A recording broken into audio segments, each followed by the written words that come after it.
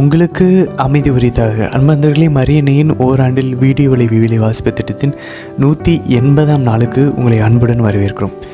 அன்பந்தர்கள், இன்றைக்கி நம்ம 2 அரசர்களில் 13ஆம் அதிகாரமும் 14ஆம் அதிகாரமும் வாசிக்கப் போகிறோம். ஆமோஸ் இன்றோடு நிறைவு பெறப் போகிறது. ஆமோஸ் இறைவாக்கியனுடைய புத்தகம். இன்றைக்கி நம்ம 7ஆம் அதிகாரம், 8ஆம் அதிகாரம், 9ஆம் அதிகாரம் வாசித்து முழுசாக நிறைவு செய்ய போகிறோம்.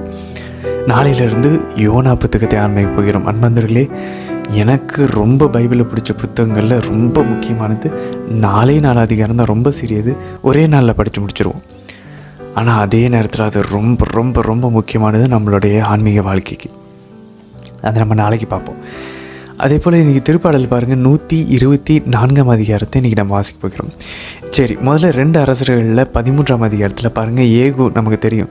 அவர் முழுமனதோடு ஆண்டவர் அன்பு செய்யலை. பட் ஆனாலும் அவர் ஆண்டவர் மேலே வாஞ்சியாக தான் எல்லா விஷயங்களையும் ஆண்டவர் சொன்னதெல்லாம் செஞ்சார். இன்றைக்கி அவருடைய மகன் அரசராக அமர்த்தப்பட போகிறார். யோவாகாசு தன் அப்பாவினுடைய முன்மாதிரியை பின்பற்றாமல், ஏகுவை போல் ஆண்டவருக்கு உகந்தவராய் வாழாமல் அவர் அதனுடைய விளைவுகளை சந்திக்க வேண்டியிருந்துச்சு. ஆனால் அவர் திரும்பவும் மனம் மாறுகிறார், கடவுள் பக்கம் திரும்புகிறார். கடவுள் அவருக்கும் பதில் சாய்க்கிறார். பாருங்களேன், அல்டிமேட்டாக ஆண்டவர் நம்மகிட்ட எதிர்பார்க்குறது இந்த பிரச்சனையை பார்த்து நம்ம திரும்புவோமா ஆண்டவர் பக்கம். சிம்பிள் ரூட் அன்பார்ந்தவர்களே. இதை சாத்தான் குழப்பி வச்சுருக்கான். பிரச்சனைக்கு அதுக்கும் சம்மந்தம் இல்லை, அதெல்லாம் வரும் அப்படின்னு சொல்லி அதுன்னு சொல்லி. ஆக்சுவலாக டைரெக்டாக ஆண்டவர் தெளிவாக இங்கே நம்ம கூறுகிறார். அவர் நம்மை பண்படுத்துவதற்காக இது எல்லாத்தையும் அனுமதிக்கிறார்னு சொல்லி. அது மட்டும் இல்லை, இன்றைக்கி எலிசா இறைவாக்கினருடைய கடைசி 13ஆவது அற்புதத்தை பார்க்க போகிறோம். அவர் இறக்கப் போகிறார். அவருடைய கடைசி அற்புதம் 14ஆம் அதிகாரம் 2 அரசர்களில் அமத்சியா யூதாவினோட அரசராக அவர் ஆட்சி செய்த போதும், யெரோபோவாம் நம்ம ஏற்கனவே பார்த்தோன்னா 2வது யெரோபோவாமினுடைய ஆட்சி காலமும் எப்படி இருந்துச்சு, அதை பற்றின விஷயங்களை இன்றைக்கி நம்ம 14ஆம் அதிகாரத்தில் வாசிக்க போகிறோம். சரி நண்பர்களே, ஆமோஸில் இன்றைக்கி நம்ம பார்த்தோம் அப்படின்னாக்கா, நம்ம ஏற்கனவே பார்த்தோம்.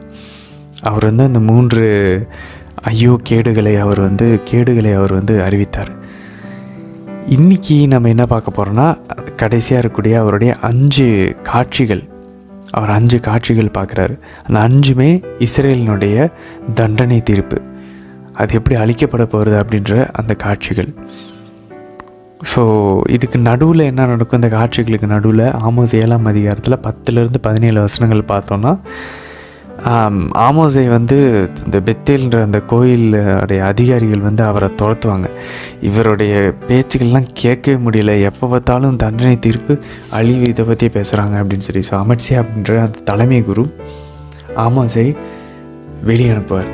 நீ போய் வேற எங்கேயாவது போல, உன்னுடைய ஊர் யூதாவுக்கு போய் இதை பற்றிலாம் பேசு, இங்கே இஸ்ரேலில் இதெல்லாம் பேசாத அப்படின்வார். அதுக்கு ஆமோஸ் அழகாக ஃபேமஸான அவருடைய அந்த தரப்பு நீதி அவர் எடுத்து சொல்லுவார். அவர் என்ன சொல்வார்னா, நான் வயிற்று பிழப்புக்காகலாம் ஒன்று இறைவாக்கினார் அல்ல, நான் நல்லா எங்கள் ஊரில் விவசாயம் செஞ்சுட்டு சூப்பராக தான் இருந்தேன். ஆனால் என்ன ஆண்டவர் தேர்ந்தெடுத்து இந்த செய்தியை சொல்கிறதுக்காக தான் அனுப்பி வச்சார் அப்படின்னு சொல்லி தெளிவாக அவருடைய தரப்பின் நியாயத்தை அவர் கூறுவார். அது மட்டும் இல்லை பாருங்கள், ஆமோஸ் இறைவாக்கினர் இவ்வளோ மோசமாக 5 காட்சிகள், இந்த தண்டனை தீர்ப்புகள், கேடுகள் எல்லாத்தையும் சொல்லிகிட்டு இருக்க ஆமோஸ் கடைசியாக 9ஆம் அதிகாரத்தில் 11லேருந்து 12 வசனங்கள், அது ஃபுல்லுமே நம்ம பார்த்தோன்னா 13லேருந்து 15 வரைக்குமே கூட பார்த்தோன்னா ஒரு எதிர்நோக்கோடு முடிக்கிறது. ஆண்டவர் ஒரு வாக்குறுதி கொடுக்குறார். தாவீதின் கூடாரத்தை, அவருடைய வீட்டை ஆண்டவர் திரும்ப கட்டப்போகிறார். அந்த வீட்டு எல்லா இனத்தார் மீதும் ஆட்சி செய்யும், எல்லாமே அதில் இணைவாங்க. அதே போல் பாருங்கள், 13லேருந்து 15 வசனங்கள் வாசிச்சோன்னா ஏதேன் தோட்டத்தை போன்ற விவரங்கள் திரும்ப வரும்.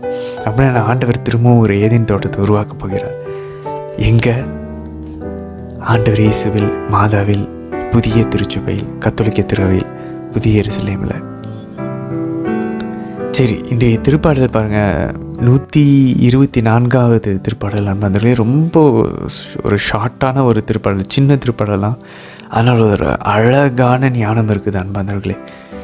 நம்மளுடைய வெற்றிகளை, உயர்வுகளை எப்படி நம்ம சந்திக்க போகிறோம். அஃப்கோர்ஸ் நம்ம செய்கிறோம், நம்மளுடைய ஹார்ட் ஒர்க் இருக்குது, நம்ம படிக்கிறோம், நம்ம வேலை செய்கிறோம், நம்மளோட உழைப்பை போடுகிறோம், திறமையை போடுறோம், மூளை யோசிக்கிறோம், உடல் உழைப்புகளை கொடுக்குறோம். அதனால் வெற்றி வருகிறது. ஆனால் அவ்வளவுதானா? அதுக்கு பின்னாடி ஆண்டவர் இல்லையா?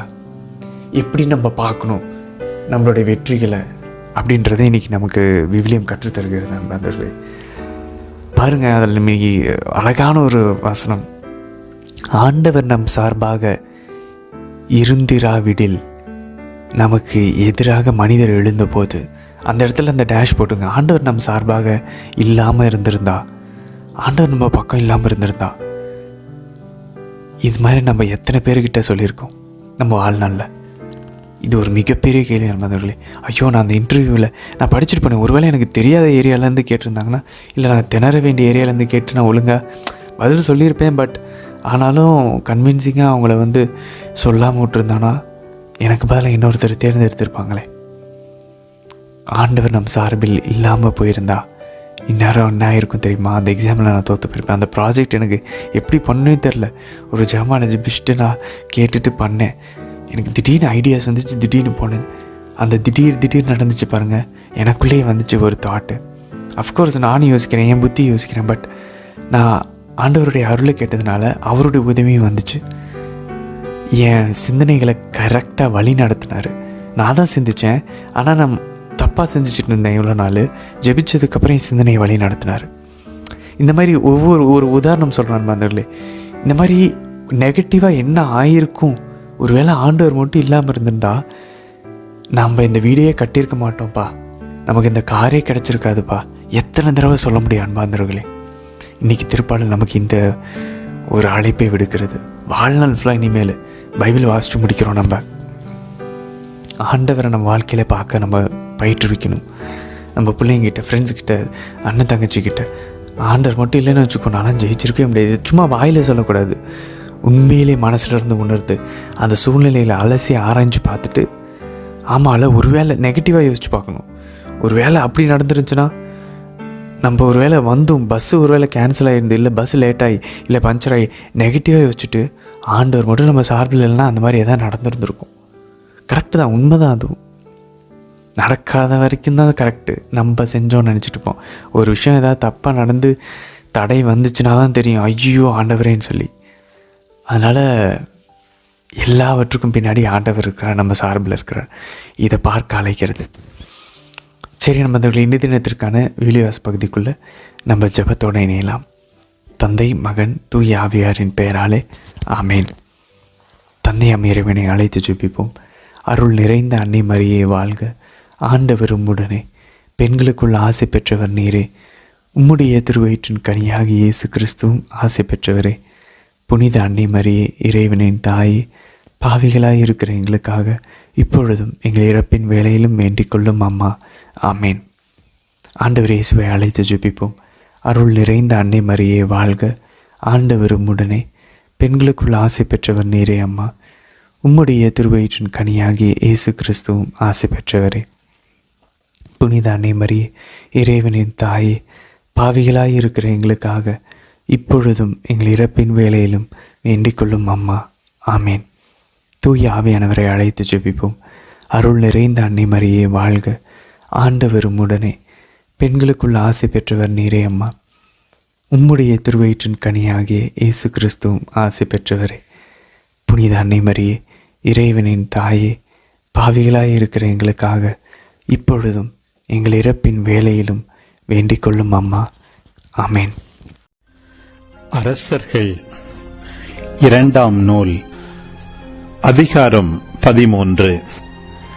யூதா அரசன் அகசியாவின் மகன் யோவாசு ஆட்சியேற்ற 23ஆம் ஆண்டில் ஏகுவின் மகன் யோவகாசு சமாரியாவில் இருந்து கொண்டு இஸ்ரேல் நாட்டை 17 ஆண்டுகள் ஆட்சி செய்தான்.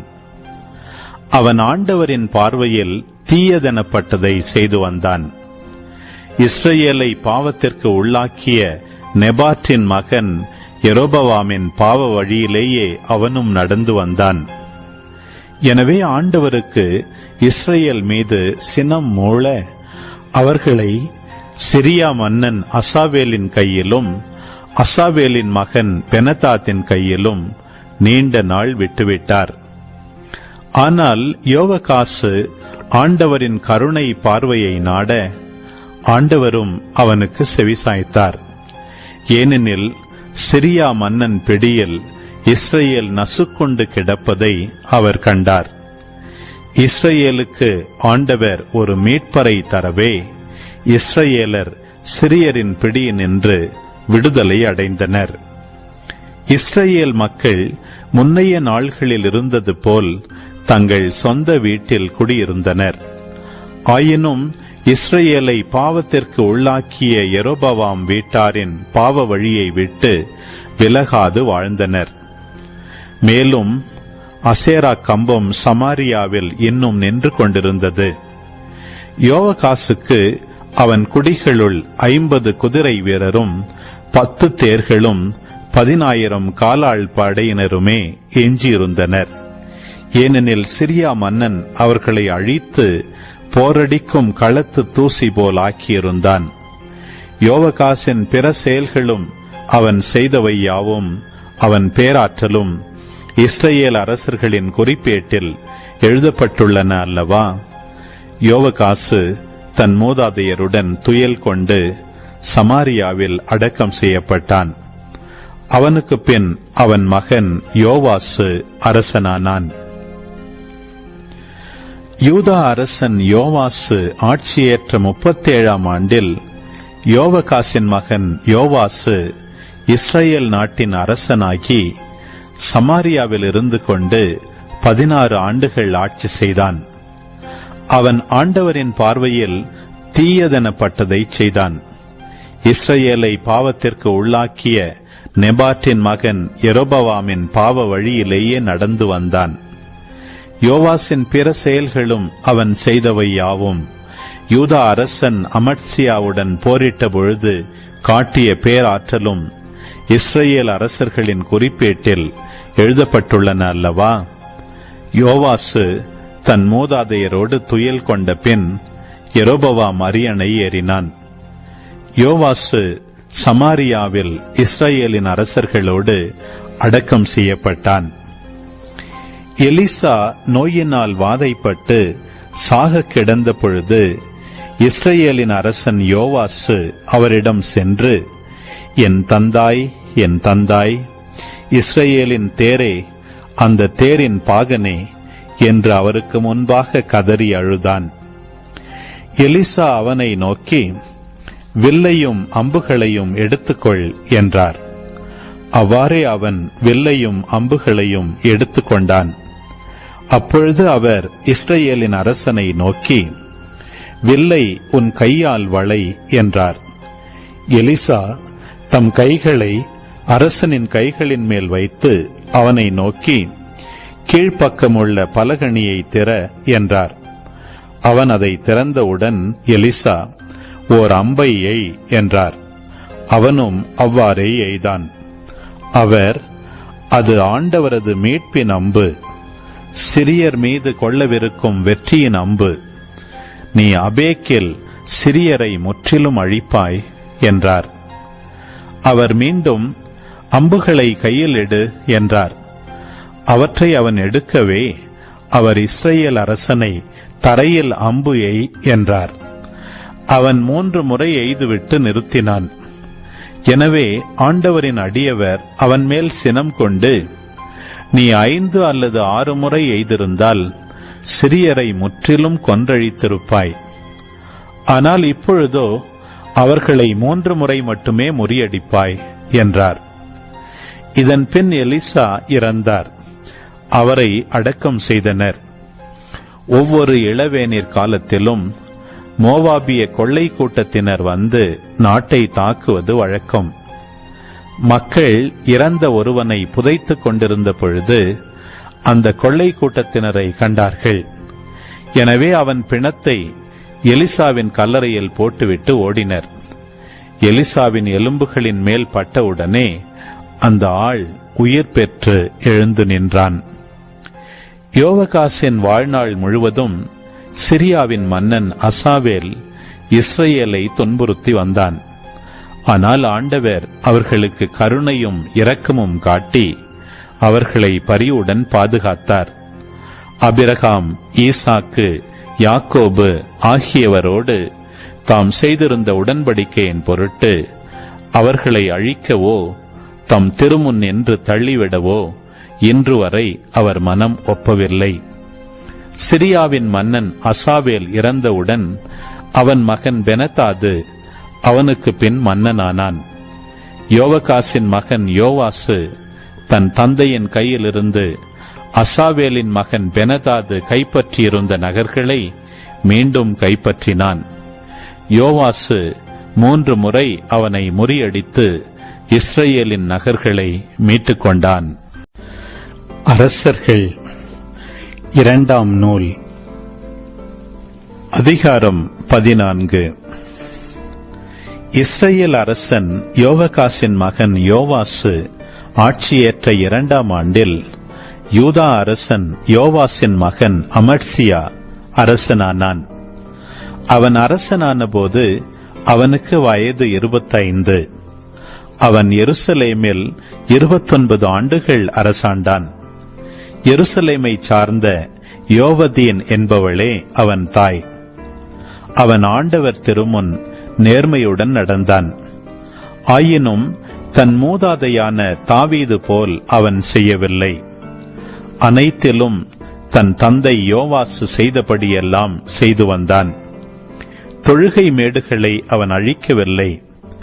மக்கள் அம்மேடுகளில் பலியிட்டும் தூபம் காட்டியும் வந்தனர். ஆட்சி தன் கைக்கு வந்து உறுதியானவுடன் அரசனாகிய தன் தந்தையை கொலை செய்த அலுவலரை கொன்று போட்டான். ஆயினும் கொலைகாரர்களின் பிள்ளைகளை அவன் கொல்லவில்லை. ஏனெனில் ஆண்டவரின் கட்டளைப்படி மோசேயின் சட்ட நூலில் எழுதப்பட்டுள்ளதாவது, பிள்ளைகளின் பாவத்திற்காக பெற்றோர் கொல்லப்படலாகாது, பெற்றோரின் பாவத்திற்காக பிள்ளைகள் கொல்லப்படலாகாது. எல்லாரும் அவரவர் செய்த பாவத்திற்காகவே கொல்லப்படுவர். அமத்சியா போரிட்டு உப்பு பள்ளத்தாக்கில் 10,000 ஏதோமியரை கொன்று சேலாவை கைப்பற்றி அதற்கு இன்று வரை வழங்கி வரும் யோக்தவேல் என்ற பெயரை இட்டான். பின்பு அவன் இஸ்ரேலின் அரசனும் ஏகூவின் மகன் யோவகாசின் புதல்வனுமாகிய யோவாசிடம் தூதனுப்பி, வாரும், போர்க்களத்தில் நேருக்கு நேர் சந்திப்போம் என்று சொல்லச் சொன்னான். அதற்கு இஸ்ரேலின் அரசன் யோவாசு யூதாவின் அரசன் அமத்சியாவிடம் ஆள் அனுப்பி, லெபனோனின் நெருஞ்சி செடி லெபனோனின் கேதுரு மரத்திடம் தூதனுப்பி, என் மகனுக்கு உன் மகளை மணமுடித்துக் கொடு என்றதாம். ஆனால் லெபனோனின் விலங்கு ஒன்று அவ்வழியே போகையில் நெருஞ்சிச் செடியை மிதித்து போட்டதாம். நீ ஏதோமியரை முறியடித்தது உண்மைதான். எனவே நீ நெஞ்சிலே செருக்குற்றாய், பெருமைப்பட்டுக்கொள். ஆனால் உன் வீட்டினுள்ளே தங்கியிரு. நீயும் உன்னோடு யூதாவும் வீழ்ச்சியுறவா தீமையை நீ நாடுகிறாய் என்று சொன்னான். அதற்கு அமத்சியா செவி கொடுக்கவில்லை. எனவே இஸ்ரேலின் அரசன் யோவாசு போருக்கு புறப்பட்டு வந்தான். அவனும் யூதா அரசன் அமத்சியாவும் யூதாவை சார்ந்த பெத்செமேசில் நேருக்கு நேர் மோதிக்கொண்டனர். யூதாவின் மக்கள் இஸ்ரேலரிடம் தோல்வியுற்று தம் வீடுகளுக்கு ஓட்டம் பிடித்தனர். இஸ்ரேலின் அரசன் யோவாசு பெத்செமேசில் அகசியாவின் மகனான யோவாசின் புதல்வனும் யூதாவின் அரசனுமான அமத்சியாவை கைது செய்து எருசலேமை தாக்கச் சென்றான். அவன் எருசலேமின் மதிர்ச்சுவரில் எப்ராயிம் வாயில் முதல் மோலை வாயில் வரை 400 முழ நீளம் இடித்து தள்ளினான். ஆண்டவரின் இல்லத்திலும் அரச மாளிகையின் கருவூலங்களிலும் காணப்பட்ட எல்லா பொன்னையும் வெள்ளியையும் தட்டுமுட்டு சாமான்கள் அனைத்தையும் கவர்ந்து கொண்டான். மேலும் அவன் சிலரை பிணையாளராக பிடித்துக் கொண்டு சமாரியாவுக்கு திரும்பிச் சென்றான். யோவாசின் பிற செயல்களை பற்றியும் யூதா அரசன் அமத்சியாவுடன் இட்ட போரில் அவன் காட்டின பேராற்றலை பற்றியும் இஸ்ரேல் அரசர்களின் குறிப்பேட்டில் எழுதப்பட்டுள்ளது அல்லவா? யோவாசு தன் மூதாதையரோடு துயில் கொண்டு சமாரியாவில் இஸ்ரேல் அரசர்களின் கல்லறையில் அடக்கம் செய்யப்பட்டான். அவனுக்கு பின் அவனுடைய மகன் யெரொபெயாம் அரசனானான். இஸ்ரேல் அரசன் யோவகாசின் மகன் யோவாசு இறந்த பின் யூதா அரசனான யோவாசின் மகன் அமட்சியா 15 ஆண்டுகள் உயிர் வாழ்ந்தான். அமட்சியாவின் பிற செயல்கள் யூதா அரசர்களின் குறிப்பேட்டில் எழுதப்பட்டுள்ளன அல்லவா? எருசலேமில் சிலர் அமட்சியாவுக்கு எதிராக சூழ்ச்சி செய்தனர். எனவே அவன் லாக்கீசுக்கு தப்பி ஓடினான். ஆனால் அவர்கள் லாக்கீசுக்கு ஆள் அனுப்பி அவனை அங்கு கொலை செய்து அவனது சடலத்தை குதிரைகளின் மேல் ஏற்றிக்கொண்டு வந்தனர். அவன் மூதாதையருடன் எருசலேமில் தாவீதின் நகரில் அடக்கம் செய்யப்பட்டான். பின்னர் யூதா மக்கள் எல்லாரும் 16 வயதினனாயிருந்த அசரியாவை தேர்ந்தெடுத்து அவனை அவன் தந்தை அமட்சியாவுக்கு பதிலாக அரசனாக்கினர். அமட்சியா தன் மூதாதையரோடு துயில் கொண்ட பின் அவன் ஏலத்து நகரை மீண்டும் உருவாக்கி யூதாவுடன் இணைத்துக் கொண்டான். யூதா அரசனும் யோவாசின் மகனுமான அமட்சியா ஆட்சியேற்ற 15ஆம் ஆண்டில் இஸ்ரேல் அரசனும் யோவாசின் மகனுமான யெரொபெயாம் சமாரியாவில் அரசனானான். அவன் 41 ஆண்டுகள் ஆட்சி செய்தான். அவன் ஆண்டவரின் பார்வையில் தீயதனப்பட்டதை செய்தான். அவன் இஸ்ரேலை பாவத்திற்கு உள்ளாக்கிய நெபாட்டின் மகன் யெரொபெயாமின் பாவ வழியை விட்டு அகலவில்லை.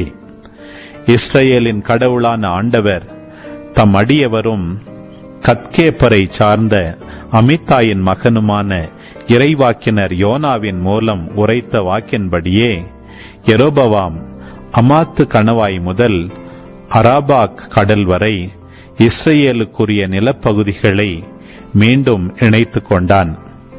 ஏனெனில் இஸ்ரேலர் மிக கடுமையாக துன்புறுவதையும் அவர்களுக்கு துணை செய்ய அடிமையோ குடிமகனோ எவனும் இல்லை என்பதையும் ஆண்டவர் கண்டார். ஆனால் ஆண்டவர் இஸ்ரேலின் பெயரை வானத்தின் கீழிருந்து அழித்து விடுவதாக கூறியிருக்கவில்லை. எனவே அவர் அவர்களை யோவாசின் மகன் யெரொபெயாமின் மூலம் விடுவித்தார். யெரொபெயாமின் பிற செயல்கள், அவனுடைய அனைத்து செயல்பாடுகள், போரில் அவன் காட்டிய பேராற்றல், யூதா நாட்டுக்கு உரிமையாயிருந்த தமஸ்கு, ஆமாத்து ஆகிய நகர்களை இஸ்ரேல் நாட்டுடன் இணைத்துக் கொண்ட முறை ஆகியன பற்றி இஸ்ரேல் அரசர்களின் குறிப்பேட்டில் எழுதப்பட்டுள்ளன அல்லவா? யெரொபெயாம் தன் மூதாதையரான இஸ்ரேல் அரசர்களுடன் துயில் கொண்டான். அவனுக்கு பின் அவன் மகன் செக்கரியா அரசனானான். ஆமோஸாகமம் அதிகாரம் 7. தலைவராகிய ஆண்டவர் எனக்கு காட்டிய காட்சி இதுவே. அரசனுக்கென முதல் புல் அறுப்பு செய்தான பின் 2ஆம் பருவத்தில் பொற்கள் துளிர்க்கத் தொடங்கும் வேளையில் அவர் வெட்டுக்கிளி கூட்டங்களை உருவாக்கிக் கொண்டிருந்தார். நாட்டிலிருந்த புல்லையெல்லாம் அவை தின்று தீர்த்து கொண்டிருந்த வேளையில் நான், இறைவனாகிய ஆண்டவரே, மன்னித்தருளும், உம்மை கெஞ்சி மன்றாடுகிறேன். யாக்கோபு எப்படி நிலை நிற்கப் போகிறான்? அவன் மிகச் சிறியவன் அல்லவா என்றேன்.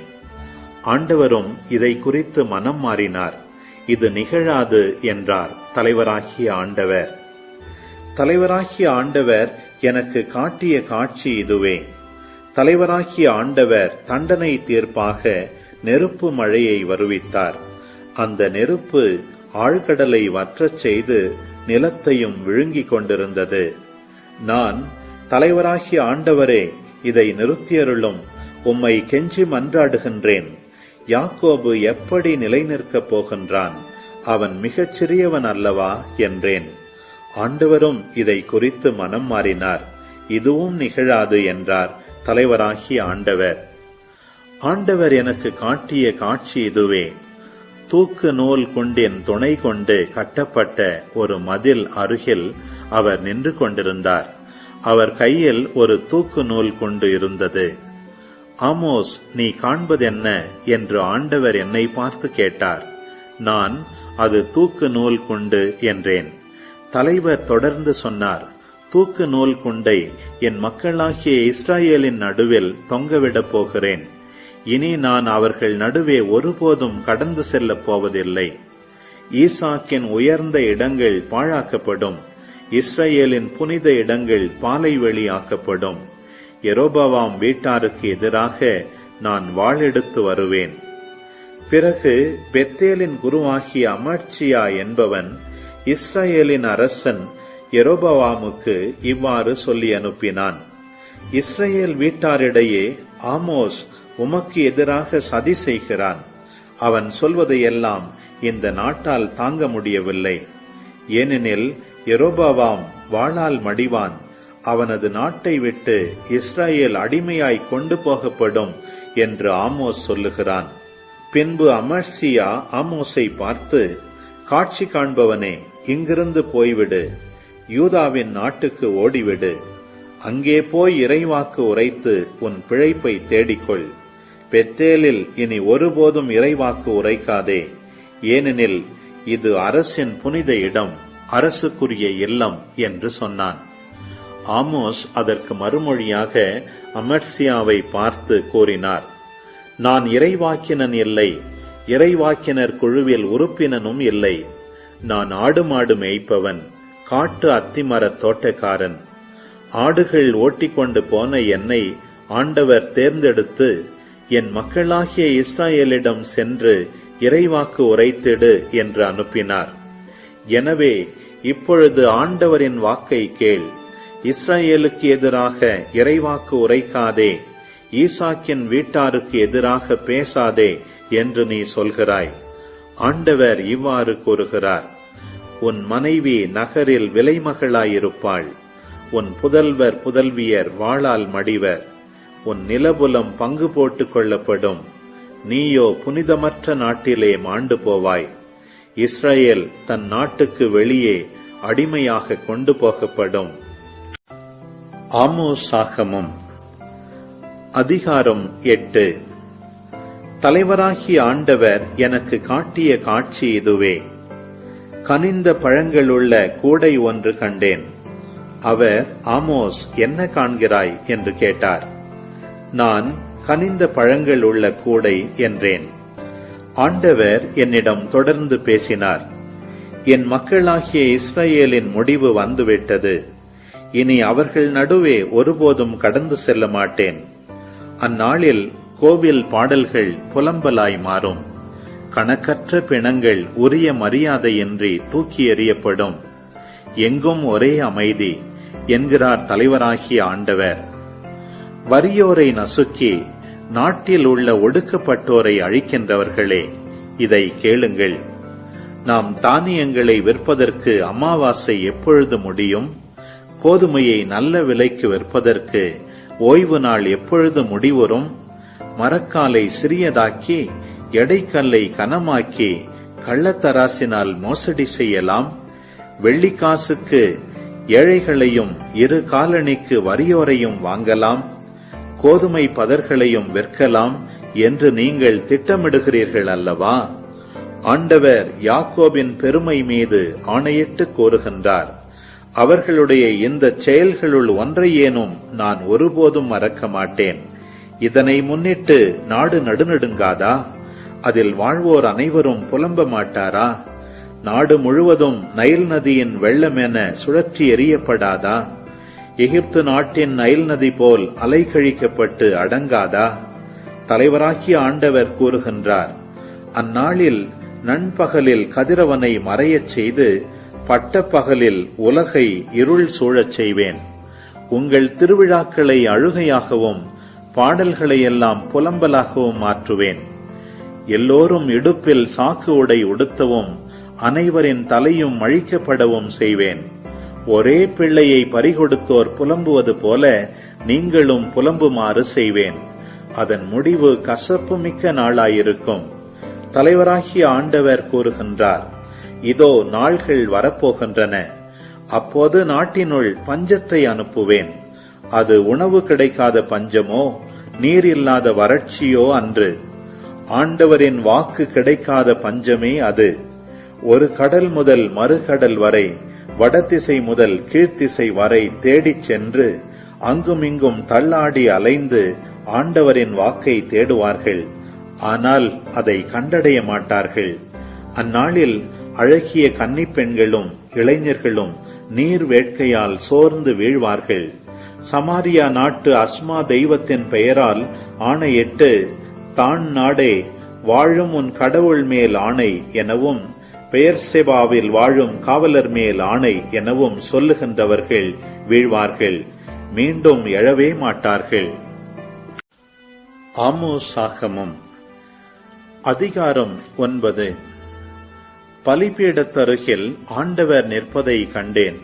அவர் சொன்னார், தூணின் முகட்டை இடித்து போடு, மேல்தளம் ஆட்டம் கொடுக்கட்டும். மக்கள் அனைவருடைய தலையிலும் அதை உடைத்து தள்ளு.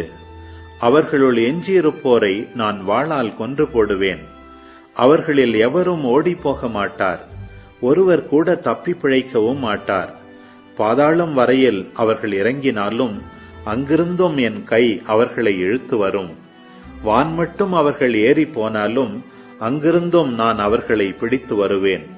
கர்மேல் மலை உச்சியில் ஓடி ஒளிந்து கொண்டாலும் அவர்களை தேடி பிடித்து அங்கிருந்து கொண்டு வருவேன். என் கண்களுக்கு தப்பி ஆழ்கடலில் மறைந்தாலும் அங்கு அவர்களை கடிக்கும்படி பாம்புக்கு கட்டளையிடுவேன். தங்கள் பகைவர் முன் அடிமைகளாய் கொண்டு போகப்பட்டாலும் அங்கே அவர்களை கொல்லும்படி வாளுக்கு ஆணையிடுவேன். அவர்களுக்கு நன்மை செய்யாது தீங்கு செய்வதிலேயே நான் கண்ணாயிருப்பேன். படைகளின் கடவுளாகிய ஆண்டவர் தொட மண்ணுலகம் பாகாய் உருகுகின்றது. அதில் வாழ்வோர் அனைவரும் புலம்புகின்றனர். நாடு முழுவதும் நைல் நதியின் வெள்ளமென சுழற்றி எறியப்படுகின்றது. எகிப்து நாட்டின் நைல் நதி போல் அலைக்கழிக்கப்பட்டு அடங்குகின்றது. அவர் வானத்தில் தம் மேலறைகளை கட்டுகின்றார். வானின் வளைவை நிலத்தில் அடித்தளமிட்டு நாட்டுகின்றார். கடல்களின் நீரை முகந்தெடுத்து நிலத்தின் மேல் பொழிகின்றார். ஆண்டவர் என்பது அவரது பெயராம். இஸ்ரேல் மக்களே, நீங்கள் எனக்கு எத்தியோப்பியரை போன்றவர்கள்தானே? இஸ்ரேல் மக்களை எகிப்து நாட்டினின்றும் பெலிஸ்தியரை கப்தோரிலிருந்தும் சிரியரை கீரிலிருந்தும் நான் அழைத்து வரவில்லையா என்கிறார் ஆண்டவர். தலைவராகிய ஆண்டவரின் கண்கள் பாவம் செய்யும் அரசை உற்று பார்க்கின்றன. மண்ணுலகில் இராதபடி அதை நான் அழித்து விடுவேன்.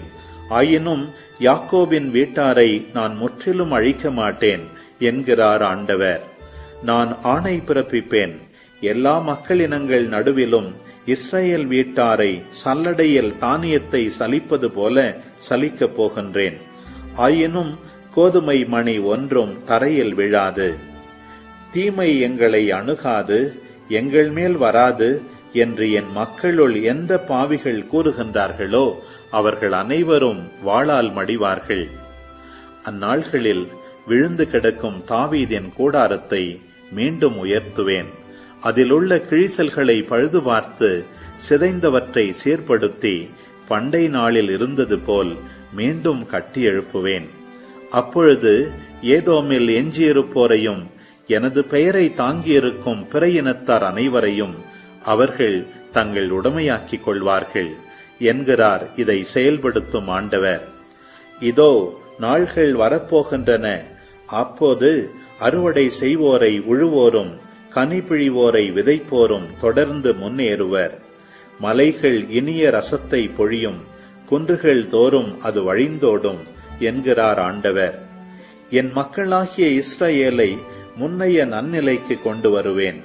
அவர்கள் பாழடைந்த நகர்களை திரும்ப கட்டி அவற்றில் குடியேறுவார்கள். திராட்சை தோட்டங்களை அமைத்து அவற்றின் கனிரசத்தை அருந்துவார்கள். பழத்தோட்டங்கள் அமைத்து அவற்றின் கனிகளை உண்பார்கள். அவர்களை தங்கள் நாட்டில் மீண்டும் நான் வேரூன்றச் செய்வேன். நான் அவர்களுக்கு அளித்திருக்கும் நாட்டிலிருந்து இனி ஒருபோதும் அவர்கள் பிடுங்கப்பட மாட்டார்கள் என்கிறார் உங்கள் கடவுளாகிய ஆண்டவர். திருப்பாடல் 124. ஆண்டவர் நம் சார்பாக இருந்திராவிடில் இஸ்ரேல் மக்கள் சொல்வார்களாக, ஆண்டவர் நம் சார்பாக இருந்திராவிடில் நமக்கு எதிராக மனிதர் எழுந்தபோது அவர்களது சினம் நம்மேல் மூண்டபோது அவர்கள் நம்மை உயிரோடு விழுங்கியிருப்பார்கள். அப்பொழுது வெள்ளம் நம்மை மூழ்கடித்திருக்கும், பெருவெள்ளம் நம்மீது புரண்டோடியிருக்கும், கொந்தளிக்கும் வெள்ளம் நம்மீது பாய்ந்தோடியிருக்கும். ஆண்டவர் போற்றி போற்றி. எதிரிகளின் பற்களுக்கு அவர் நம்மை இரையாக்கவில்லை. வேடர் கண்ணியின் என்று தப்பி பிழைத்த பறவை போல் ஆனோம். கண்ணி அருந்தது, நாம் தப்பி பிழைத்தோம். ஆண்டவரின் பெயரே நமக்கு துணை. விண்ணையும் மண்ணையும் உண்டாக்கியவர் அவரே. ஆமீன். ஆண்டவரே, இந்த நாளுக்கான இந்த இறைவார்த்தை பகுதிகளுக்காக நன்றி செலுத்துகிறோம் அப்பா. ஆண்டவரே, நீங்கள் எங்களுடைய சார்பில் இல்லைன்னா எங்களால் எதுவுமே பண்ண முடியாதாப்பா. நாங்கள் அதை உணர்ந்துட்டோம். என்னை விட்டு பிரிந்து உங்களால் எதையும் நீங்கள் செய்ய இயலாது அப்படின்னு சொல்லி நீங்கள் யோவான் நற்செய்தி 15ஆம் அதிகாரத்தில் எங்களுக்கு கற்பிச்சிருக்கீங்க ஆண்டவரே. அதே போல் நீங்கள் எங்கள் சார்பில் இருந்தீங்கன்னா எதுவுமே எங்களுக்கு ஒரு பெரிய துன்பமாக இருக்காது, ஒரு பெரிய சவாலாக இருக்காது ஆண்டவரே. அதையும் நாங்கள் உணர்கிறோம் அப்பா. அம்மா, எங்களுடைய வாழ்க்கையில் நடக்கக்கூடிய எல்லா முக்கியமான விஷயங்கள், இன்பங்கள், துன்பங்கள் எல்லாத்துலேயுமே ஆண்டவருடைய கரத்தை, ஆண்டவருடைய பிரசன்னத்தை, ஆண்டவர் ஏன் இதெல்லாம் அனுமதிச்சார்? ஆண்டவர் இல்லைன்னா அதெல்லாம் நடந்திருக்காது. இப்படி இன்பங்களிலும் துன்பங்களிலும் கடவுளை பார்க்கக்கூடிய ஞானத்தை எங்களுக்கு தந்துள்ளோம் அம்மா. ஞானத்தின் இருப்பிடமே எங்களுக்காக வருந்தி பேசியல்லும் அம்மா. தந்தை, மகன், தூய ஆவியாரின் பெயராலே ஆமேன். அன்பார்ந்தவர்களே, இன்றைய தினத்துக்கான விளக்கு வரை ரொம்ப சுருக்கமானது தான். இன்றைக்கி பாருங்கள், 2 அரசர்கள் 13ஆம் அதிகாரம் 14ஆம் அதிகாரத்தில் 13 4ஆம் வசனத்தில் பாருங்கள். ஆனால் யோவகாசு ஆண்டவரின் கருணை பார்வையை நாட ஆண்டவரும் அவனுக்கு செவிசாய்த்தார். அன்பார்ந்தவர்களே, பாருங்களேன், அவர் எதிர்பார்க்கறது அதுதான். நம்ம தாழ்த்தி கொண்டு அவர் கூட ஒரு உறவில் இருக்கணும். ஆண்டவரின் கருணை பார்வையை நாட ஆண்டவரும் அவருக்கு செவி சாய்த்தார். ஆண்டவர் நமக்கு செவி சாய்க்கணுமா? அவரை நாடணும், அவரை தேடணும், நன்மையை தேடணும். அதான் நமக்கு பைபிள் சொல்லி தருது. அவருக்கு நம்ம அந்த தாழ்ச்சி வேணும்னு எதிர்பார்க்குறாரு. நம்மளையே நம்ம கடவுளாக்கிக்கக்கூடாது. ஸோ ஆண்டவர் என்ன பண்ணார் பாருங்கள், 5ஆம் வசனம் சொல்லுது பாருங்கள். இஸ்ரேலுக்கு ஆண்டவர் ஒரு மீட்பரை தரவே இஸ்ரேல் சிரியரின் பிடியில் இன்று விடுதலை அடைந்தனர். இந்த மீட்பர் யார்? வரவிருக்கக்கூடிய உண்மையான மெசியா ஆண்டவர் இயேசுவாகிய மீட்பருக்கு முன்னடையாளமாக இருக்கிறார். அப்போ இந்த யோகாசு ஆண்டவரின் கருணையின் பார்வையை நாட ஆண்டவர் ஒரு மீட்பரை அனுப்பினார், இஸ்ரேலை சிரியரின் பிடியிலிருந்து விடுவிக்க. இங்கே மாதா தாழ்நிலையில் இருந்த தம் அடியவரை தயையுடன் கடைக்கண் நோக்கினார். இந்நாள் முதலாம் தலைமுறை என்னை பேருடையாள் என்று வாழ்த்திடுமே. அப்போ தாழ்நிலையில் இருந்த அந்த மாதாவை ஆண்டவர் தயவுடன் கடைக்கண் நோக்குனதுனால என்ன நடந்துச்சு? ஒரு மீட்பரை ஆண்டவர் அனுப்பினார். இங்கே யோவாகாஸ் ஆண்டவரை தேடினார், இஸ்ரேலுக்கு மீட்பு வந்துச்சு. மாதா இங்கே ஆண்டவரை தேடினாங்க, அவருடைய கருணை கண்ணை, ஆண்டவரிடம் அருளை கண்டடைந்தாங்க. ஆண்டவரும் மாதாவை கடைக்கண் நோக்கினார், இந்த உலகுக்கு மீட்பு வந்துச்சு. ஸோ யோகாஸ் ஆண்டவர் மாதாவுக்கு ஒரு முன்னடையாளமாக இருக்கிறார். அந்த மீட்பர் யாருன்னே தெரில, குறிப்பிடப்படலை. ஆனால் அந்த மீட்பர் ஆண்டவர் இயேசுக்கு முன்னடையாளமாக இருக்கிறார். அது மட்டும் இல்லை பாருங்கள் அன்பந்தவர்களே, இன்றைக்கி பாருங்கள், திருப்பண்டங்கள், புனிதர்களின் திருப்பண்டங்களை நம்ம ஏன் மரியாதை செலுத்தணும், கனப்படுத்தணும்? யோசிச்சு பார்ப்போமே. இறந்து போனவர்களை ஹிந்து முறைப்படி பார்த்தோம் அப்படின்னா ஹிந்து சகோதரர்கள் அதை தொடக்கூட மாட்டாங்க. அது இருந்த இடம்லாம் தீட்டுன்னு நினைப்பாங்க. நம்ம இறந்த புனிதர்களுடைய அவங்க உடலை தொட்ட பொருட்களை எல்லாம் எடுத்துகிட்டு வந்து அவங்களாம் அதை ஒரு அசுத்தமாக பார்ப்பாங்க. நம்ம அதை தூய்மையாக பார்க்குறோம். எப்படி? ஏன்னா இன்றைக்கி நீ எலிசா இறைவாக்கினர் பாருங்கள், ரெட்டிப்பான ஆசீர்வாதத்துடைய வல்லமை பாருங்கள், அவருடைய அபிஷேகத்தின் வல்லமை. எலியா உயிரோடு இருக்கும்போது தான் அதிசயம் பண்ணார், எலிசா செத்ததுக்கப்புறமா அதிசயம் பண்ணார். அதனால தான் பாருங்கள், புனிதர்களுடைய பழைய ஏற்பாடு புனிதர்களே எப்படின்னா புதிய ஏற்பாடின் புனிதர்கள் எவ்வளோ வல்லமை இருக்கும். அதனால தான் திருச்சபை இதை பண்ணுது. அது மட்டும் இல்லை, புதிய ஏற்பாடில் நம்ம பார்க்குறோம் பாருங்கள், புனித பவுல் மேலே கைக்கொட்டைகளை வச்சுட்டு அதை கொண்டு போய் நோயாளிகள் மேய்ச்சா நோய் குணமாகுது. புனித பேதுருனுடைய நிழல் பட்டால் கூட குணமாகுது.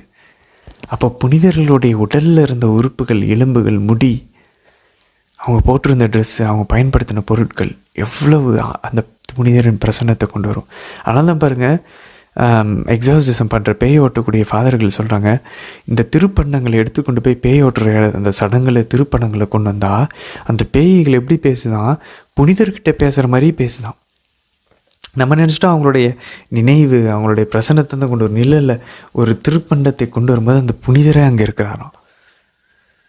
ஸோ எனக்கு தெரிஞ்சு நிறையா என்னுடைய வாழ்விலுமே புனித அன்னை தெரசாவினுடைய திருப்பண்டத்தினால நிறைய அற்புதங்கள் நடந்திருக்கு, நோய்கள் குணமாகி இருக்குது. குறிப்பாக எனக்கு தெரிஞ்சு 2 நோய்கள் தெளிவாக குணமாயிருக்கிறது.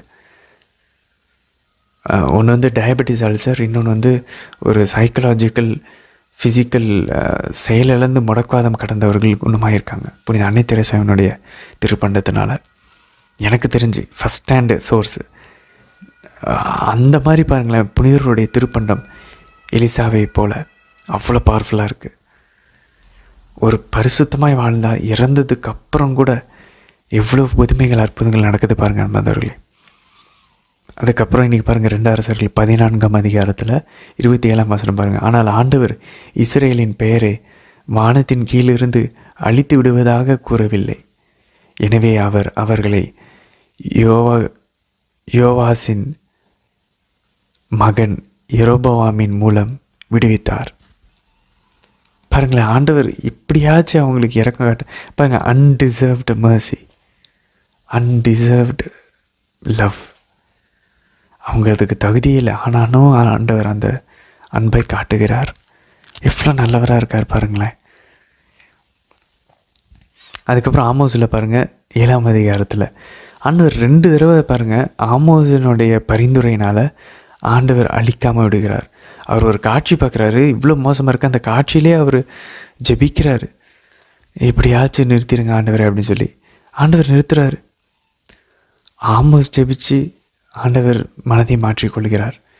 மோசே ஜெபிச்சு ஆண்டவர் மனதை மாற்றிக்கொள்கிறார். இந்த இடத்துல ஆண்டவர் மனசை மாத்திரன்னு நம்ம சொல்ல முடியாது அன்பந்தர்களே. அது என்ன சொல்கிறாங்கன்னா ஒரு கோஆர்டினேஷன் அப்படின்றாங்க. அப்படின்னா நம்ம என்ன ஜெபிக்கணும் அப்படின்றத ஆவியில் நமக்குள்ளேருந்து உணர்த்துகிறார்.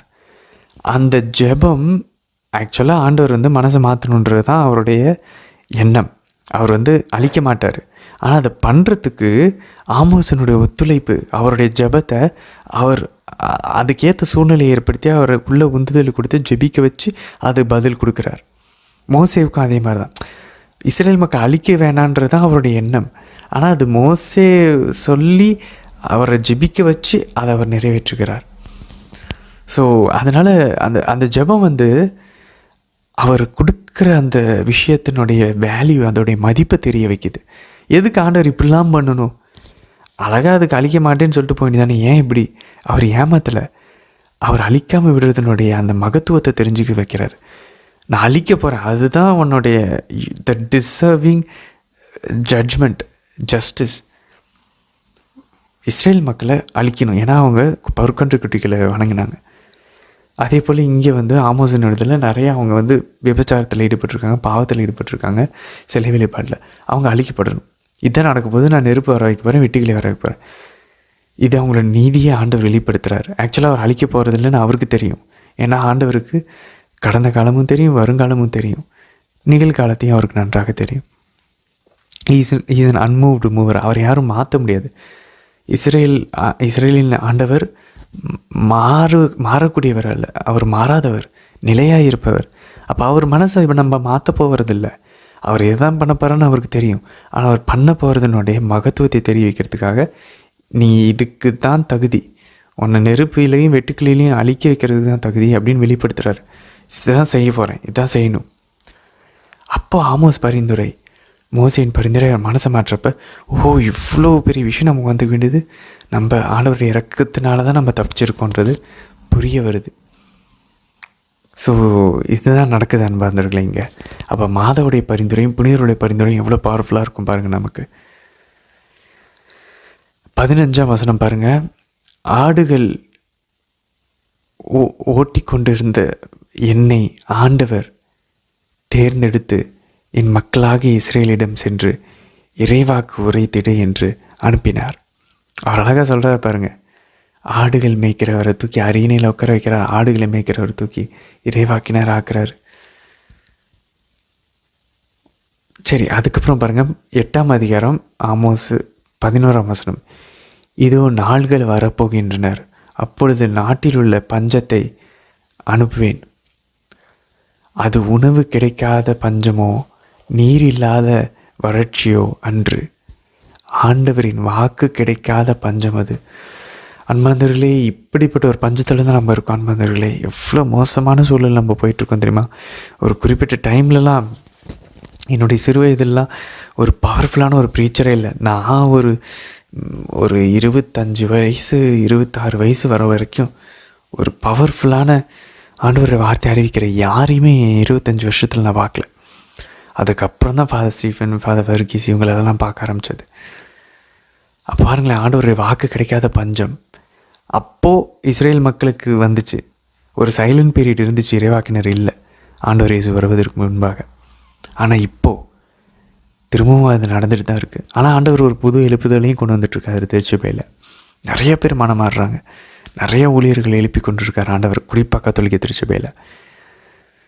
அதுக்கப்புறம் ஆண்டவர் தம் வாக்காகிய ஆண்டவர் இயேசுவையே அனுப்பினார். இப்போது அதை தான் நம்ம 9th சாப்டரில் பார்த்தோம், 9ஆம் அதிகாரத்தில். பாருங்கள், 11லேருந்து 12 வசனங்கள்.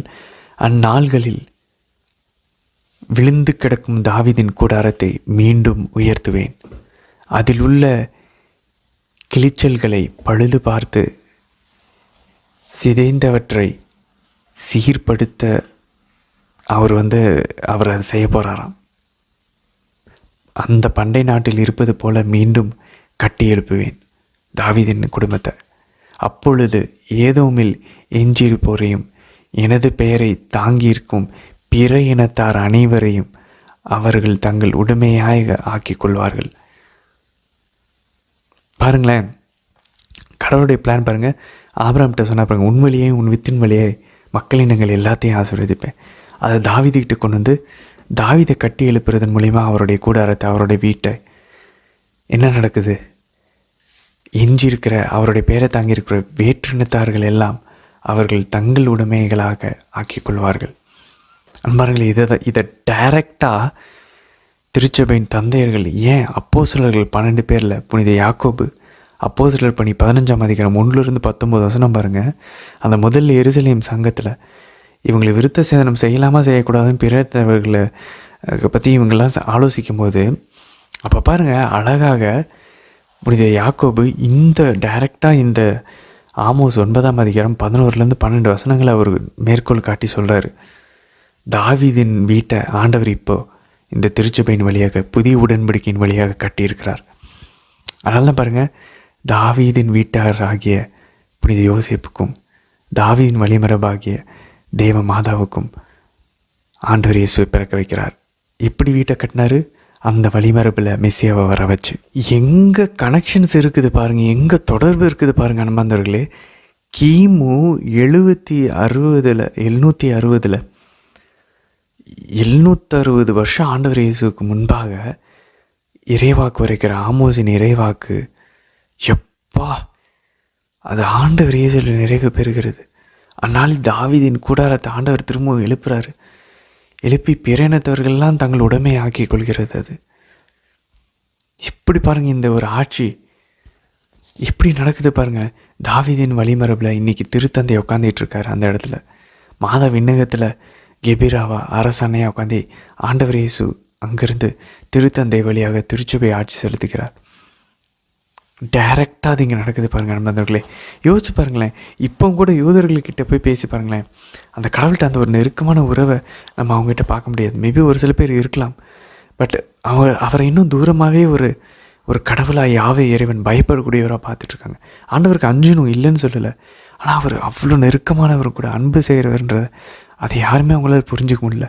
ஆனால் இங்கே பாருங்கள், ஆண்டவரால் தொடப்பட்ட எத்தனை குருக்கள், கன்னியர்கள், நம்ம பொதுநிலையினர்கள், ஆண்டவர் எவ்வளோ நெருக்கமாக அந்த யாவே இறைவனை இன்றைக்கி நம்ம உணர்கிறோம். இது எல்லாம் எப்படி நடந்துச்சு யோசிச்சு பாருங்கள். இன்றைக்கி ஒரு இறைவாக்கினர் பார்க்குறது அவ்வளோ பஞ்சமாக இருக்குது. பழைய ஏற்பாட்டில் ஒரு அரசர் நல்லவராக இருக்கிறதுக்கு, ஒரு குருவானவர் நல்லவராக இருக்கிறதுக்கு இன்னைக்கு எத்தனை பேர், ஆயிரக்கணக்கான புனிதர்.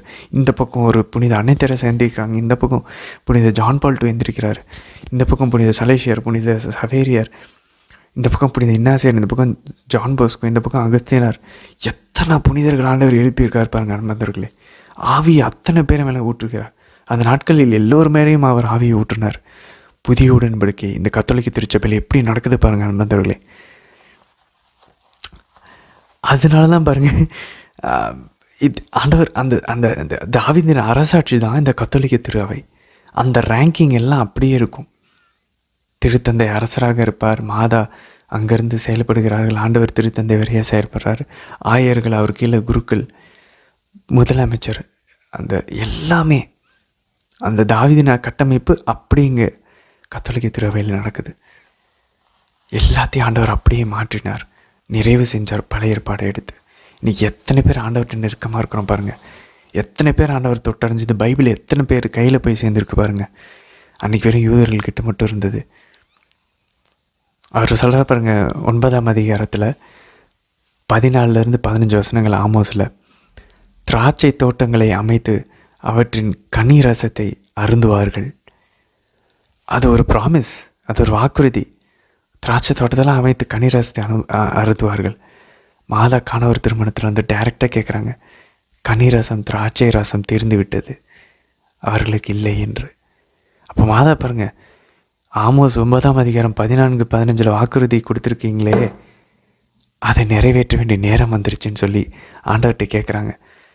அவர்கள் திராட்சை தோட்டம் அமைச்சு கனிரசம் மருந்து வர சொன்னீங்களே, திராட்சை ரசம் தீர்ந்து விட்டது. லெபனானினுடைய அந்த நறுமணத்தை போல திராட்சைகள், லெபனானின் திராட்சை கனிரசத்தை போல உங்கள் நறுமணம் பரவும் சொல்கிறாங்களே, அந்த கனிரசம் வேணும்னு கேட்குறாங்க மாதா. புதிய உடன்படிக்கை வேணும், அந்த வாக்குறுதிகள் எப்போ நிறைவேறும்னு கேட்குறாங்க வந்து மாதா. எப்படி இருக்குது பாருங்கள் அன்பர்களே. She's beginning. அப்படி கேட்டு புதிய உடன்படிக்கை ஆரம்பிச்சுக்கிறாங்க. அதுக்கப்புறம் பாருங்கள், ஏதேனுடைய அந்த நிகழ்வுகள்லாம், பல தோட்டங்கள் அமைத்து அவற்றின் கனிகளை உண்பார்கள். அவர்களை தங்கள் நாட்டில் மீண்டும் நான் வேரூன்ற செய்வேன். நான் அவர்களுக்கு அளித்திருக்கும் நாட்டிலிருந்து இனி ஒருபோதும் அவர்களை பிடுங்கி எறிய மாட்டார்கள். அன்பாருங்களே, அந்த தோட்டத்தில் பாருங்களேன், வேரூன்ற செய்வார்களாம், கனிகளை உண்ணுவார்களாம், பல தோட்டங்களை அமைத்து. ஆண்டவர் திரும்ப ஒரு தோட்டத்தை அமைப்பாராம், ஏதேன் தோட்டத்தை போல. ஆனால் அதில் யாரை வேரூன்ற வைப்பார்? திராட்சை செடியாகிய ஆண்டவர் இயேசுவை, திராட்சை கொடி, அதன் கிளைகளாக நம்ம இருப்போம். பாருங்கள், இஸ்ரேலை சும்மா நட்டு வச்சார், அது பிடுங்கி எறியப்பட்டது. ஏன்னா அது தன்னை நம்பி தன்னை சார்ந்து அது நட்டு வைக்கப்பட்டது. இப்போது புதிய இஸ்ரவேல் டைரக்டாக நட்டு வைக்கப்படல, ஆண்டவர் இயேசுவை நட்டு வைத்து கடவுளே அதனுடைய கொடியாக இருக்கிறார். இப்போ கடவுளை யார் பறிக்க முடியும்? இப்போ நம்ம we are grafted on to Christ.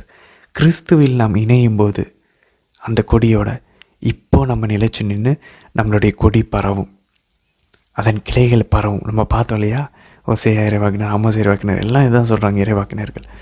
அந்த கொடி ஆண்டவர் இயேசு கிறிஸ்து, தலையாகிய ஆண்டவர் இயேசு, அவருடைய உடலாக, அந்த கொடியின் கிளைகளாக, மறை உடலாக திருச்சபை இருக்குது. நம்மளாம் அதன் உறுப்பினர்களாக இருக்கிறோம்.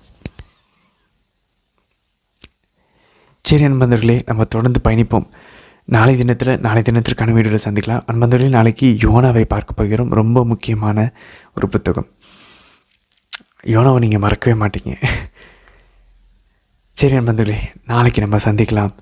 ஆமேன்.